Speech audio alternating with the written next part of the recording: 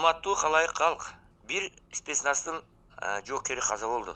Канчалаган адамдар катуу жаракаттарды алышты. Жаракат алгандардын катарында карапайым адамдар да көп. Спецназдын өкүлдөрү да көп, атайын күчтөрдүн өкүлдөрү да көп. Бул эмне деген чоң трагедия?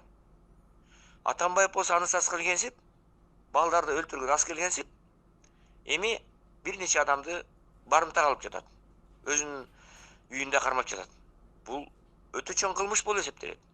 Барымтага алуу деген бул статья, бул өтө чоң кылмыш.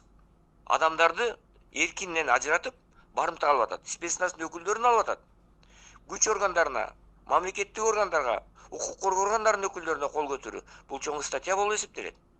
Бул Адыр Атамбаев жөн эле мурдагы президент эмес, президент террорист катары Усама бен Ладенге карата ошондой бир аракеттерди көрүп атат.